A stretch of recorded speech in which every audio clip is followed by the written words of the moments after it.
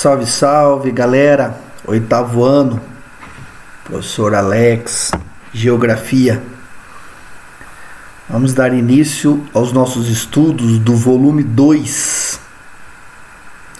A nossa aula 5, volume 2, ok? Que vamos tratar agora de uma outra dimensão, dos continentes americano e africano. Vamos falar a partir de agora dos aspectos naturais desses continentes.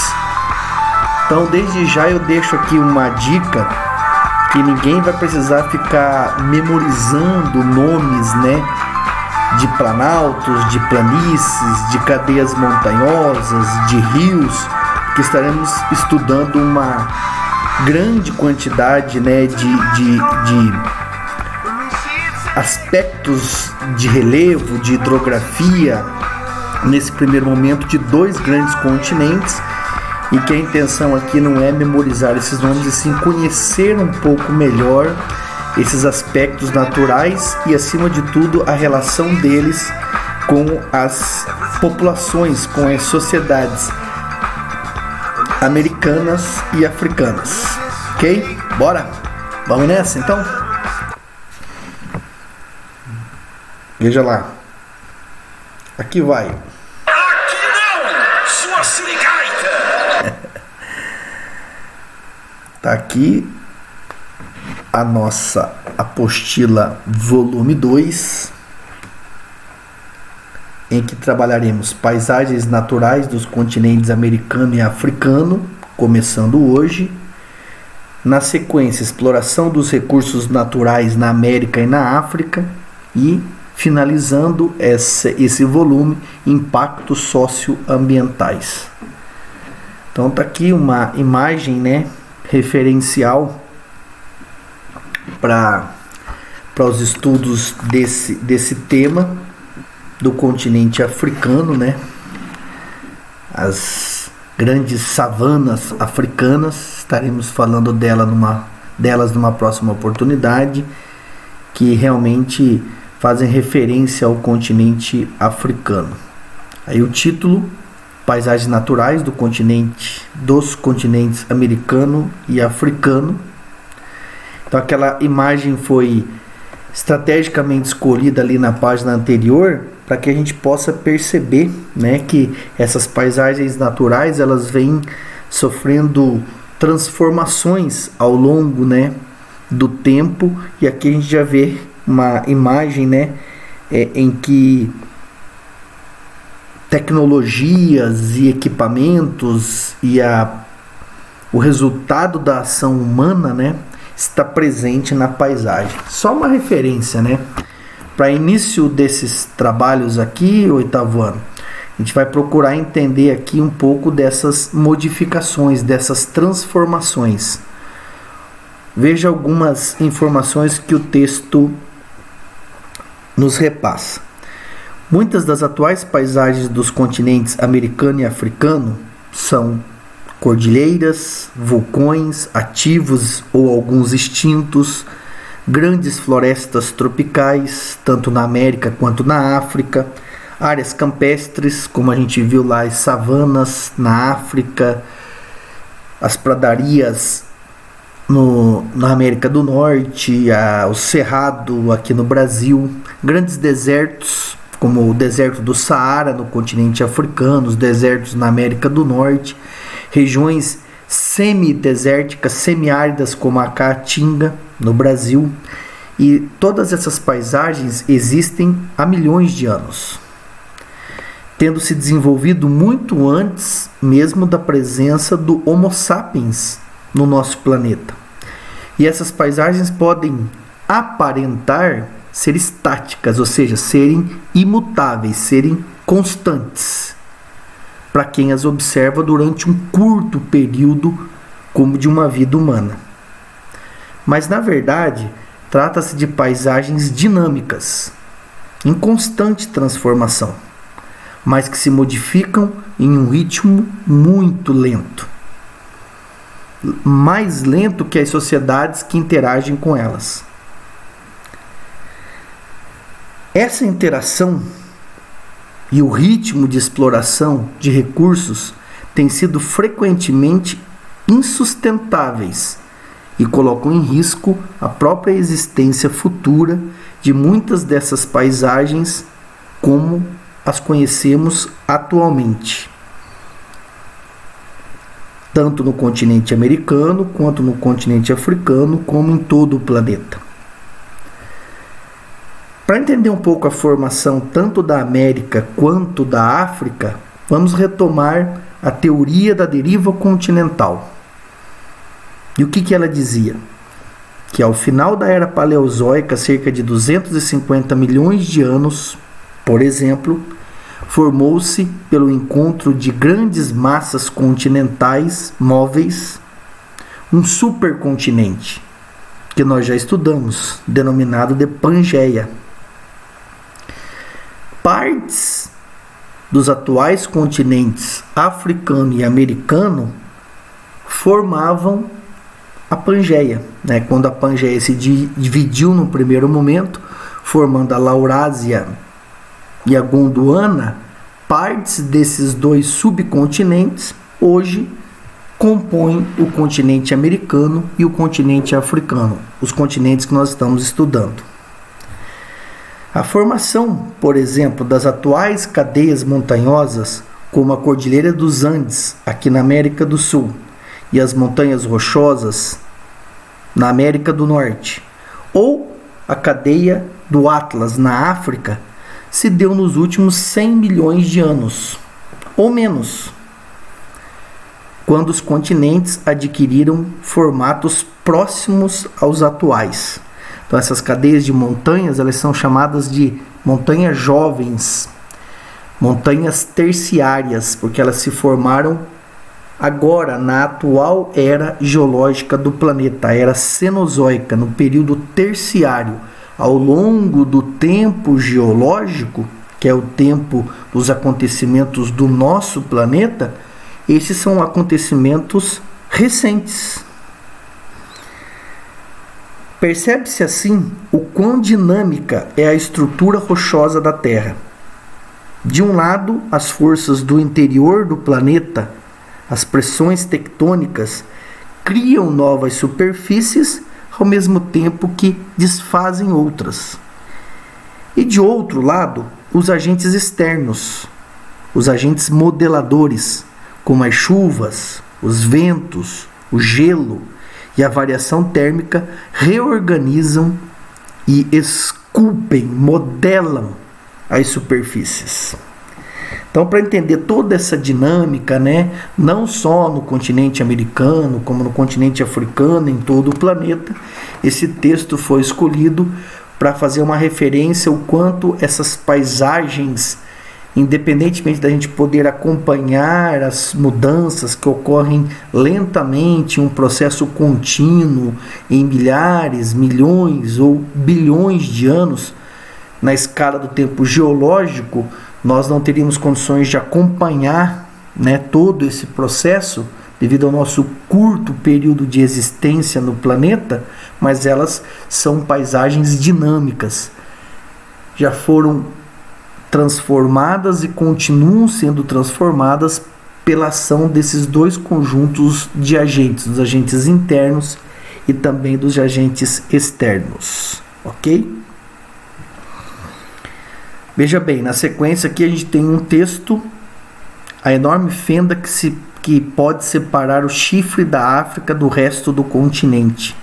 Eu convido vocês depois a fazer uma leitura desse texto e entender melhor, né, a possibilidade geológica de separação do continente africano. A placa africana, ela vai se dividir.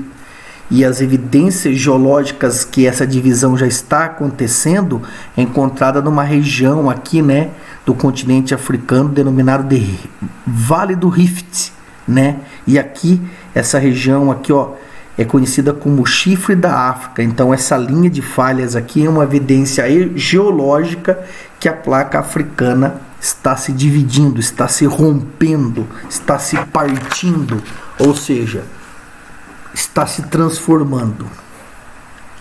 Fica o convite para vocês depois conhecerem melhor o conteúdo desse texto. Agora vamos entender uma complexa interação entre diferentes aspectos da natureza, ou seja, questão geológica, questão climática, questão hidrográfica, os solos, vegetação, clima. Esses aspectos naturais que são distintos, são próprios, mas que agem de maneira integrada. Estão interrelacionados, estão conectados.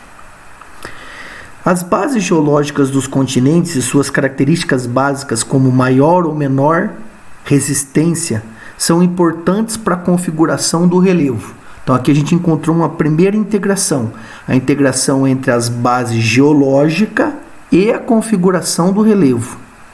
Normalmente se estuda geologia e geomorfologia.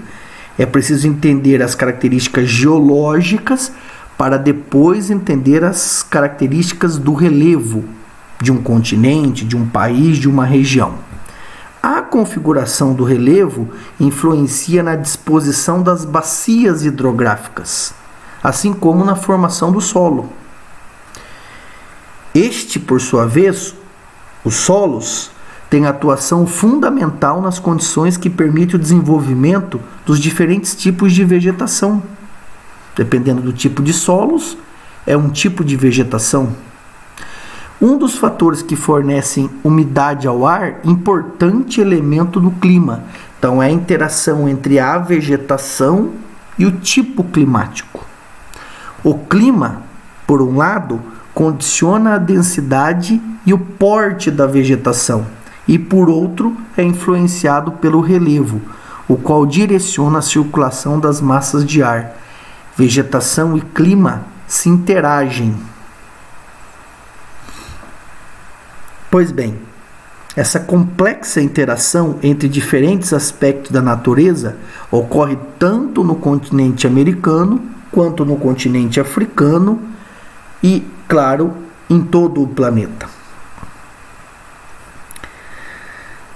Então, para sintetizar os aspectos físicos em conexão entre si e com a geografia humana, estudaremos como se apresenta atualmente a questão dos recursos hídricos na América e na África. Então, depois desse entendimento, de toda essa interação, de toda essa integração entre esses diferentes aspectos da natureza, o nosso pontapé inicial para entender os aspectos naturais da América e também da África é um estudo sobre o relevo e a hidrografia americana e africana. Vamos nessa? Bora? Vamos conhecer um pouco melhor sobre o relevo e a hidrografia desses dois supercontinentes? Ao comparar os mapas físicos da América do Norte e Central como o da América do Sul, podemos constatar que as duas grandes massas subcontinentais setentrional norte e meridional sul estão conectadas por uma estreita faixa de terras denominada istmo.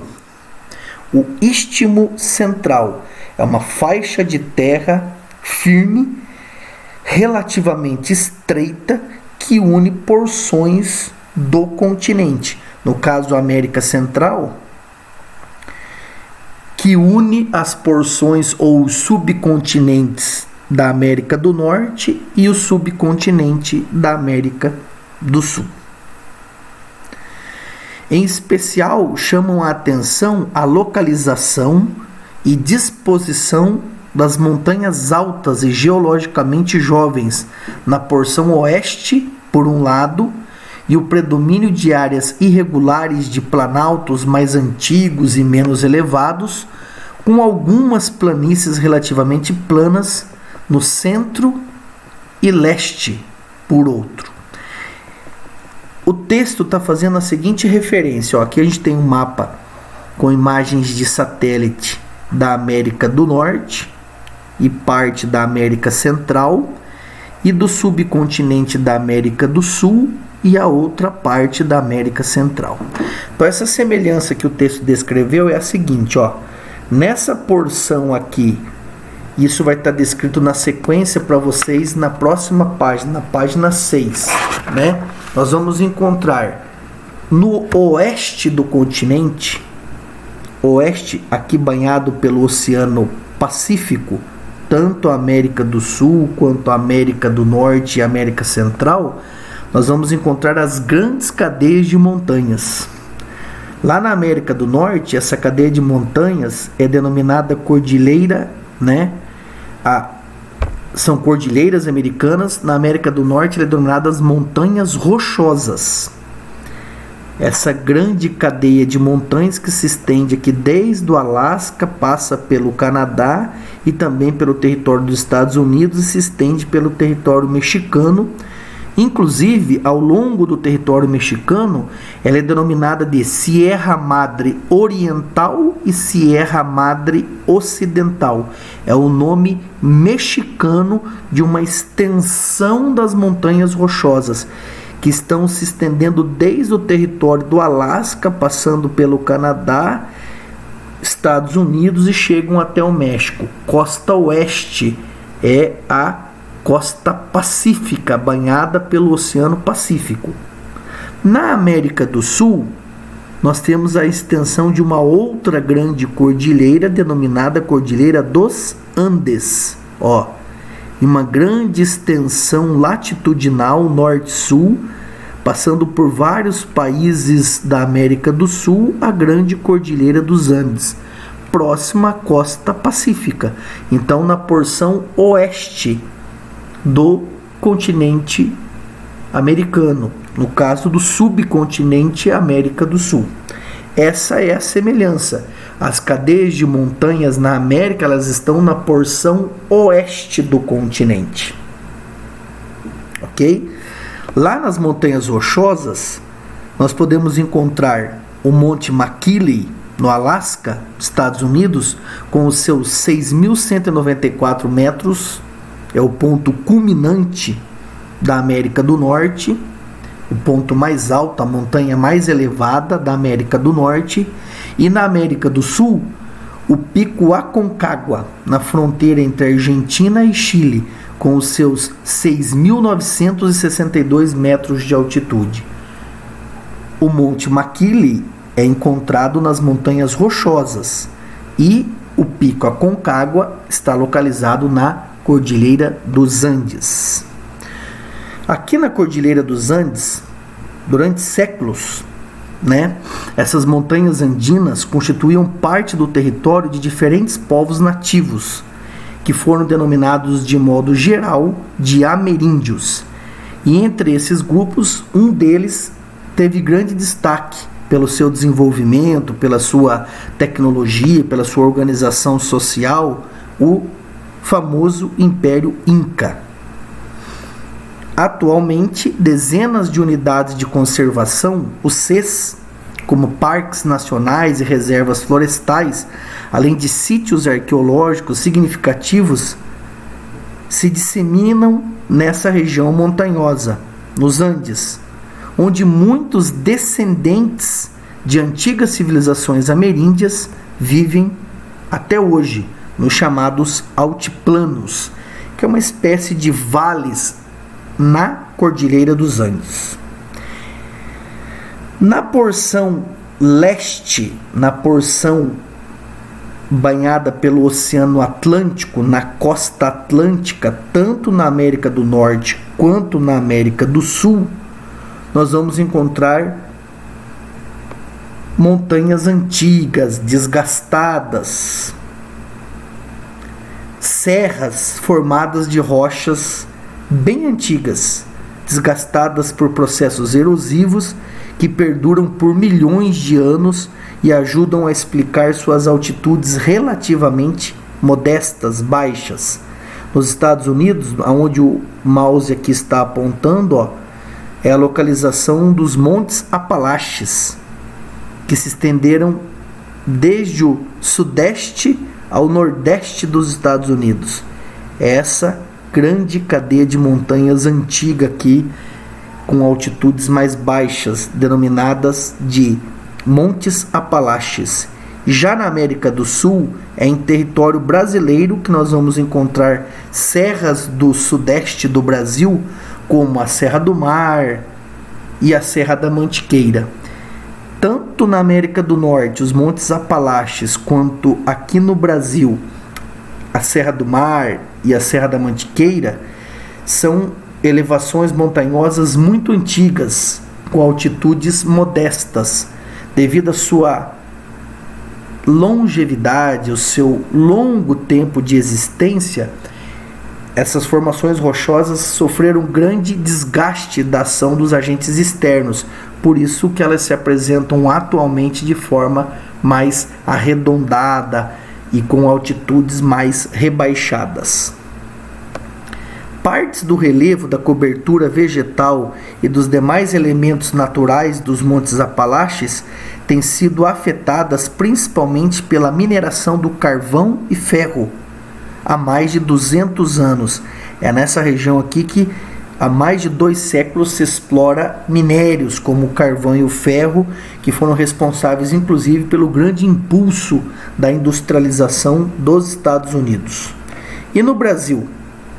Partes das serras do leste e sudeste do Brasil abrigam áreas remanescentes de uma das florestas pluviais tropicais de maior biodiversidade do mundo, a Mata Atlântica, que também, ao longo dos últimos séculos, vem sendo amplamente explorada e cerca de 90% da sua cobertura original já nem existe mais. Grandes cordilheiras na porção oeste, elevações montanhosas mais antigas e desgastadas na porção leste. Os planaltos. Os planaltos, tanto os antigos e desgastados pelos processos erosivos, quanto os geologicamente mais jovens e soerguidos pelas pressões tectônicas, abrangem vastas áreas no continente americano. Dentre eles destacam-se o Planalto do Colorado, nessa região aqui, dos Estados Unidos, o Planalto Mexicano, na região central do México, Planalto de Anahuac,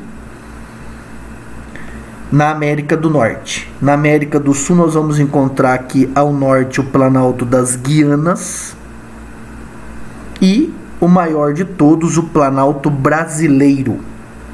Além de altiplanos, como eu já mencionei, na Bolívia e aqui ao sul também o Planalto da Patagônia. Então, existem também no continente americano alguns planaltos mais antigos, desgastados, e planaltos geologicamente mais jovens que foram soerguidos por ações de pressões tectônicas. O continente americano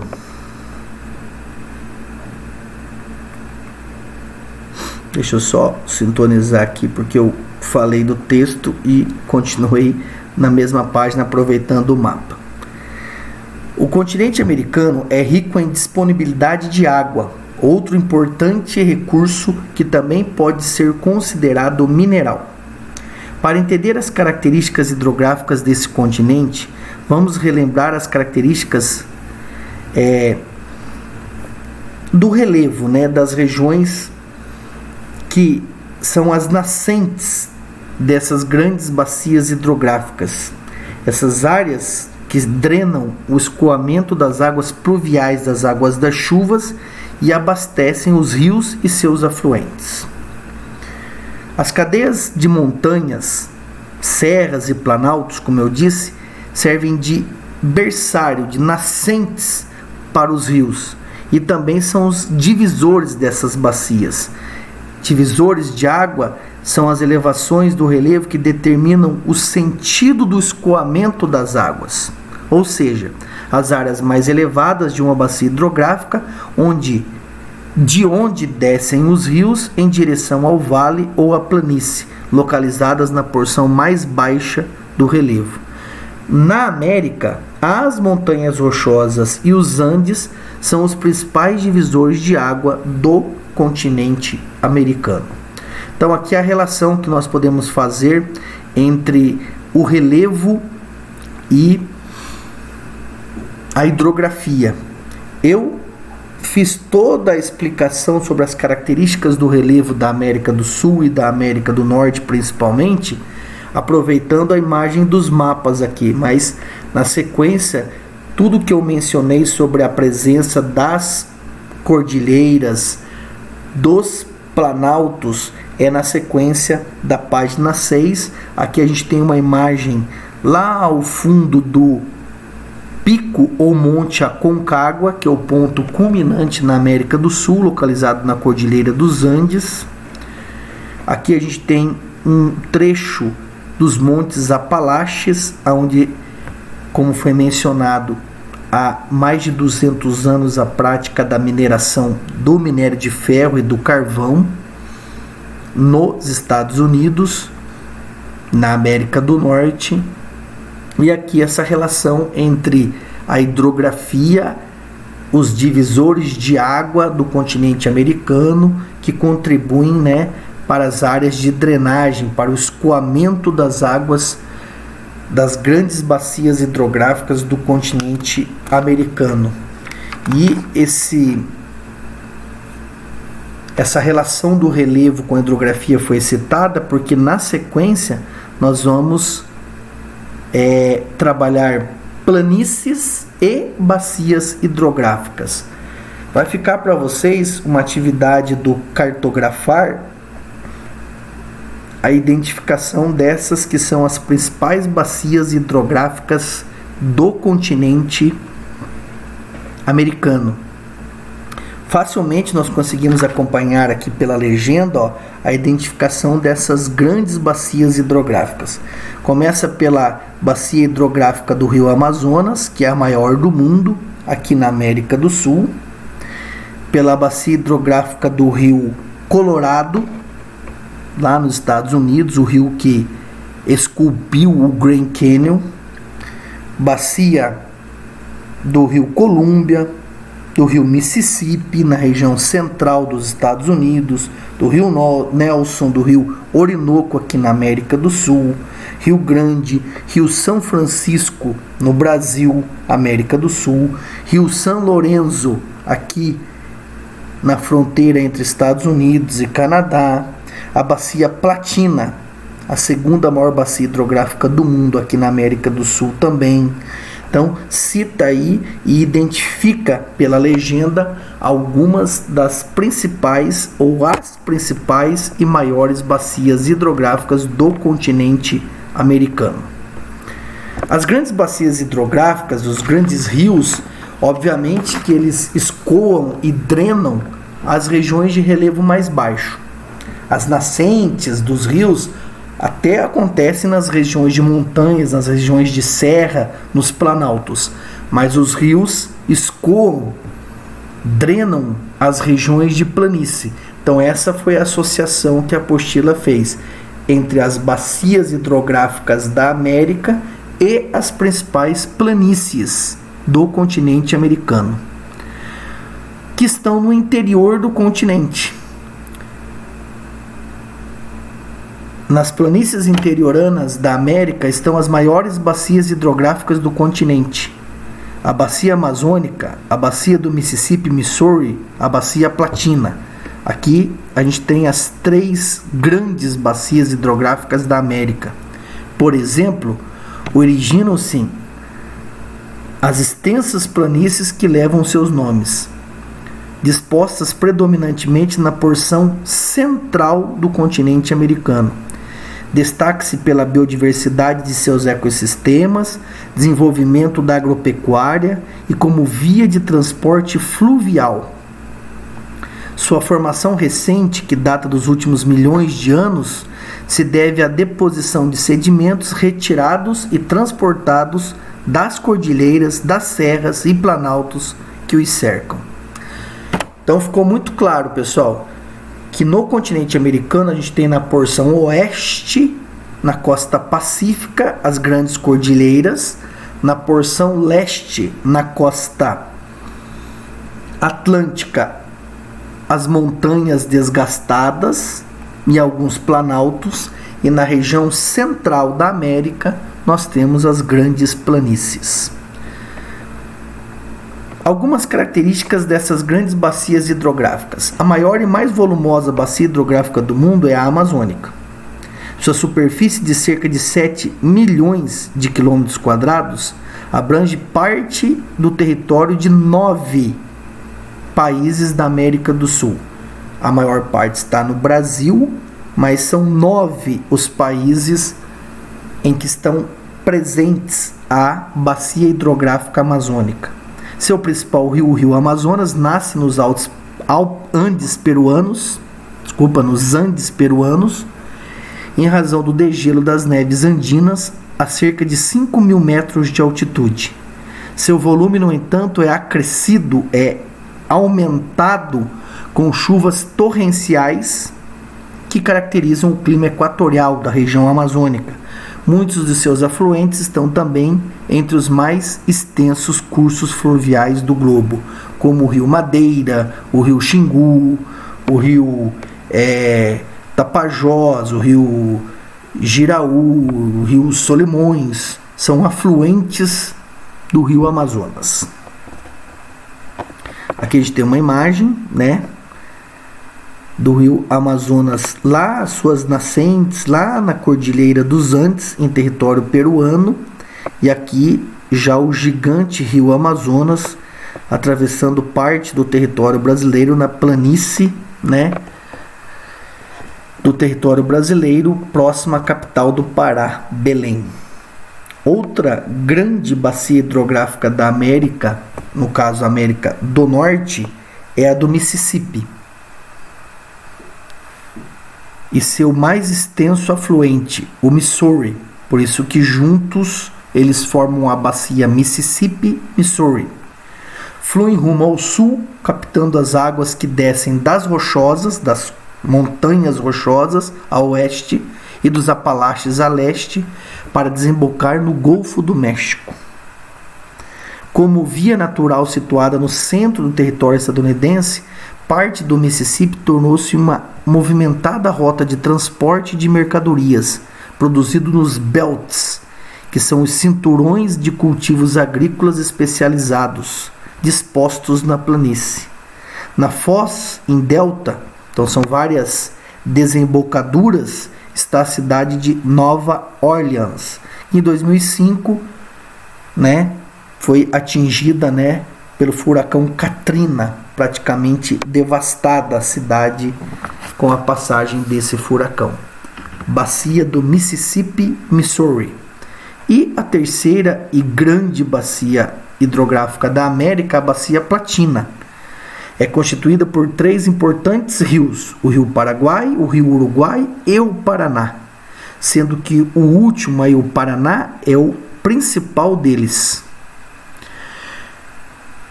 Incluindo o estuário, é chamado de Rio do Prata, em território argentino, de grande importância para os países que fundaram o Mercosul.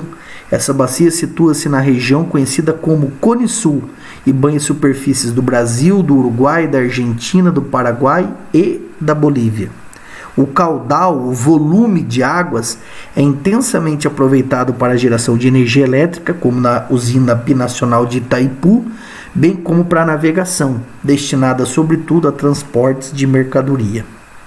Então a gente citou aqui, não todas, a gente localizou algumas bacias hidrográficas da América no mapa anteriormente e demos destaque às 3 grandes bacias hidrográficas do continente americano: a bacia amazônica, a Mississippi Missouri e a bacia Platina. Além dessas 3, destacam-se as bacias do Yukon e do Mackenzie, na porção da América do Norte, que desagam no Ártico, e os cursos atravessam o território canadense. Já que na América do Sul, merecem destaque também as bacias do Orinoco, na Colômbia e Venezuela, e também do São Francisco, no Brasil, rio que nasce e tem a sua foz em território brasileiro, o Velho Chico. Dessa forma, pessoal, a gente fez aí uma grande abordagem dos aspectos naturais da América no que diz respeito às características de relevo e também da hidrografia do continente americano. São muitos nomes de muitos rios, muitas montanhas, cordilheiras, planaltos, mas como eu disse para vocês, o importante nesse momento de estudo, de entendimento, não é memorizar esses nomes, a não ser os mais importantes, os que mais se destacam, mas estabelecer a relação do aproveitamento da atividade econômica praticada nesses relevos, nessas bacias hidrográficas, e na sequência, na próxima aula, na aula 6, nós vamos trabalhar daí no caso o relevo e a hidrografia do continente africano. Sempre, né, abordando os aspectos desses dois continentes que são os nossos continentes de estudo esse ano, ok? Eu vou ficando por aqui e fica para vocês. Beijo no seu coração. Fui!